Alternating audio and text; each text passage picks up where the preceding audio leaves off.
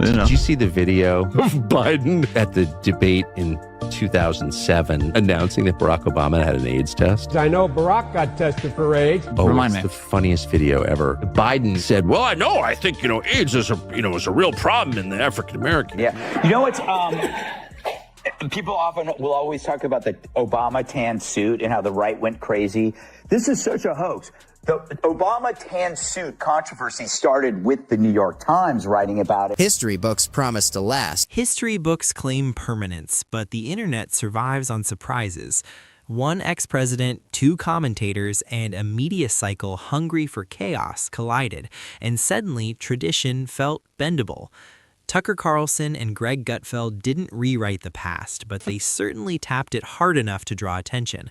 What followed revealed less about ideology and more about how fast comedy can rattle power. He's a Netflix producer, along with his hate-addled wife, Michelle. He's producing more racial division. The latest is called Leave the World Behind. It's a fictional thriller about the collapse of technology and what humans would do with no phones or computers. A portion of a handwritten letter the former president sent to his then-college girlfriend, Alex McNear. Alex, eh?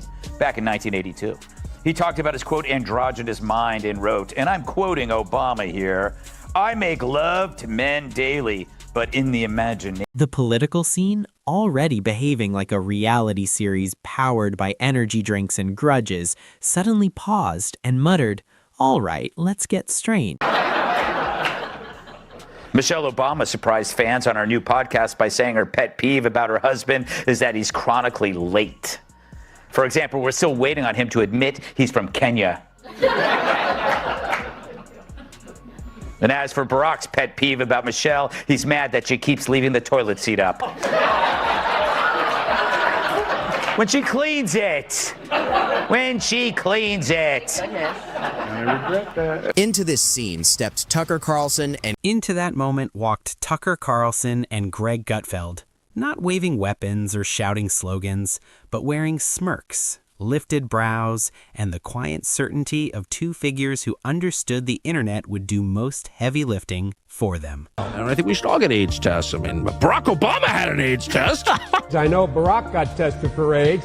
There's a cutaway of Obama being like, I hate you. It's an important thing. Then Biden's like, which is totally good. And I think he's negative, but all men should get an AIDS test. There's no shame in being tested for AIDS. Obama is so mad. I just got to make clear, I got tested with Michelle. The response that followed felt less like discussion and more like a cafeteria brawl in expensive jackets. Barack Obama, the former president associated with calm control and careful phrasing, abruptly found himself at the center of a storm fueled by exaggeration and unchecked narrative spins. Music on my iPod, but I'm not paying for their website. Kennedy, just watching that now, so that was 2011. Him and Trump are saying exactly the same thing, but he's not saying it as well. He wasn't having fun with it. No, but it's like even the name of it. He was like, and we're going to call it the cost-cutting commission because Joe Biden is going to be in charge, and everyone knows you don't mess with Joe. Right. Biden was put in charge of it. Yeah. He was. Yeah. The noise wasn't just pushback or analysis. It became verbal demolition, as if language itself could scorch the record of history. What made it compelling wasn't substance, but the collision of styles, crashing like programs forced onto an outdated device. On one side stood the polished leader, calm, intentional, and composed. Opposite him were two commentators who treated caution as weakness and irony as limitless fuel. The outcome wasn't collapse, but a high-energy spectacle of reaction, interpretation, and constant amplification. The story drifted away from policy and principle into pure performance, where delivery mattered more than citations and confidence sprinted ahead of context.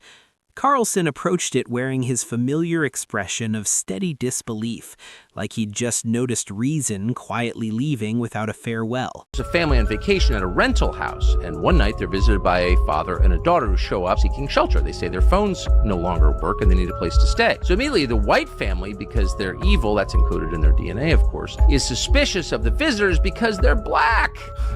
And it goes on and on and on like this. Here's a clip. I'm asking for you to remember that if the world falls apart, trust should not be doled out easily to anyone, especially white people. Can't trust white people. They're evil. This is the guy, remember, who became famous at the Democratic Convention in 2004 by telling us there is no white America, there's no black America. At the same time, Gutfeld played the role of a late-night courtroom jester, wielding punchlines sharp enough to shred any serious framing, turning gravitas itself into humor. Obama's carefully crafted image, built through years of restraint and intellect, suddenly got reframed through a filter that favored sarcasm over speeches and mockery over reverence. The point wasn't that policies failed or arguments collapsed. It was that the entire presentation deserved deflation, like a balloon stretched too tightly near online comedy.